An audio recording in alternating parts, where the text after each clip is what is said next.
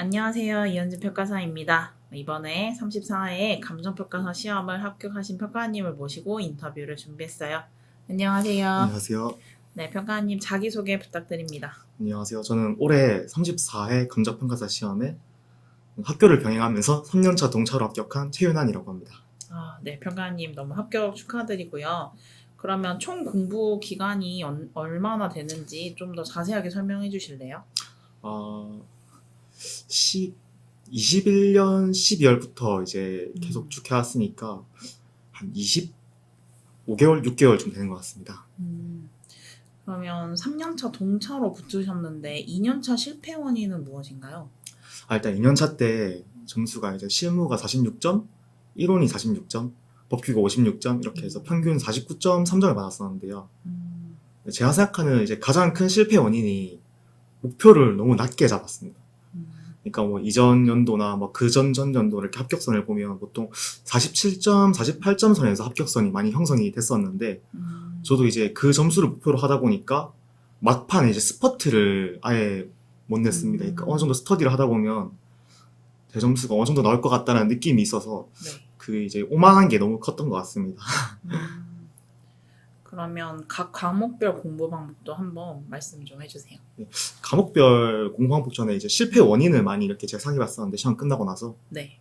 실무 같은 경우에는 제가 기출 문제를 분석을 거의 못했고 목차만 짜보고 문제를 안 풀어봤던 게 가장 큰 패착이었던 것 같고 네. 이론은 46점 그 당시 시험에는 좀 괜찮았던 점수인 것 같아요. 그래도 교수저를 안 읽어봐서 적을 내용을 많이 못 적었던 것 같고요.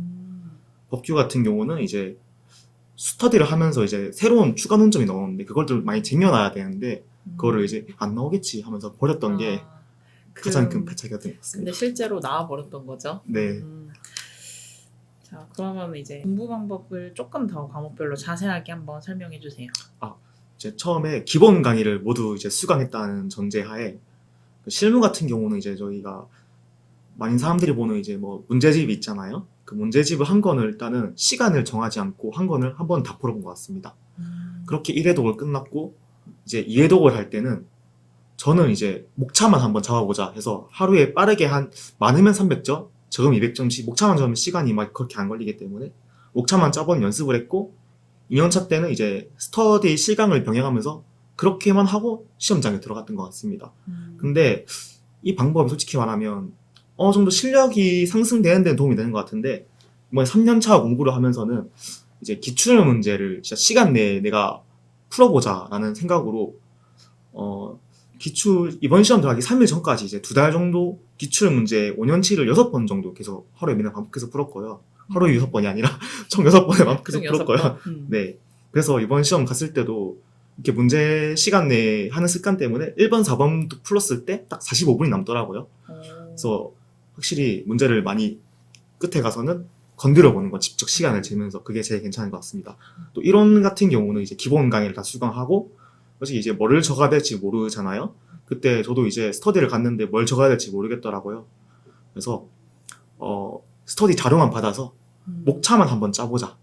내가 목차만 이 강사님의 예시 답안이랑 비슷하게 갈 수 있으면 내용은 나중에 채우면 된다 라는 생각으로 한 몇 달 동안 이제 목차 짜기랑 서브노트 이제 이론의 노트 이런 걸 만들어서 아니면 뭐 합격 수기들 보면 서브노트를 되게 많이 남겨주셨더라고요. 합격생분들께서. 네. 그것도 참고해가지고 이제 반복적으로 암기했습니다.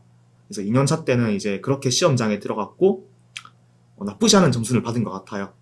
그리고 이제 3년차 때는 이제 학교를 병행하면서 공부하다 보니까 제가 따로 이론을 이제 써볼 시간이 전혀 없더라고요. 실무에만 집중을 하다 보니. 그래서 학교 도서관에 가보니까 이제 서강재 평가사님이나 경홍수 평가사님, 서경규 평가사님 교수저가 있더라고요. 이제 그 교수저를 이제 한 번씩 읽으면서 생소했던 내용이나 약간 좀 이 워딩이 진짜 멋있다 라는 생각되는 거 있으면 그 서브노트에 태블릿 필기해두고 이것만 반복해서 읽었던 것 같습니다. 그럼 올해 법규 점수가 몇 점 나오신 거죠? 올해 법규는 이제 62점이 나왔고요. 어떤 식으로 쓰셨고 이제 좀 복귀 내용도 간단하게 말씀해 주시나요? 네, 우선 1번 같은 경우는 저는 잘 못 적었습니다. 1번은 23점이 나왔고 2번은 23.5점이 나왔는데 2번과 3번 답을 저는 틀렸습니다. 답을 틀렸는데도 그래도 62점 받은 거 보면은 분명히 잘한 부분이 있는 거거든요. 어떤 부분이 좀 잘 썼을까요? 제가 2년차 때 암기를 되게 많이 했었는데 일단 제 생각인데 이거는 그냥 기본적인 내용인 뭐 학설이나 요건 이런 걸 되게 정확하게 쓴 것 같고 결론은 틀렸는데 검토해서 이제 제 생각을 좀 정확하게 더 많이 쓴 것 같습니다. 이거는 이제 제가 법률저널이라는 보면서 봤는데 사법고시를 합격했던 분이 말씀해 주신 게 이제 교수님께서 묻고 싶은 게 그럼 너 학설이랑 판례 다 썼어. 근데 네 생각은 뭐야? 이 부분을 많이 생각했던 것 같습니다. 그래서 검토에서도 이번에 하자승계를 저는 긍정했고 집행정지도 부정했는데 그 검토 부분에서 제 생각을 많이 써서 점수를 나쁘지 않게 받은 것 같습니다. 그래서 실제로는 학설을 꼭 뭐 통설이나 아니면 꼭 판례로 검토하지 않아도 뭐 소수설이나 다른 견해를 택해도 자기 견해와 논거만 정확하게 들어가면 점수는 다 주는 것 같아요. 그럼 시험장에서 어떤 에피소드도 있었을까요? 올해는 이제 끝까지 달려보자는 생각으로 계속 문제를 적다 보니 이 시험이 며칠 안 남았을 때 오른쪽 손목에 힘이 거의 안 들어가더라고요. 그래서 그 스터디 뭐 실무 자료 같은 거를 이렇게 푸는데도 힘이 안 들어가서 글씨체가 너무 망가져서 이제 정형외과를 가봤더니 정형외과 의사님께서 너무 많이 써제껴서 인대가 늘어난 것 같다고 말씀하시더라고요. 그래서 이제 그 요즘 약국에 유행하는 뭐 손흥민 연고 이런 거 이제 이렇게 붙이고 하시고, 파스 붙이고 시험장에 들어가서 갔는데 이게 바로 떨어져 버리더라고요, 땀 때문에.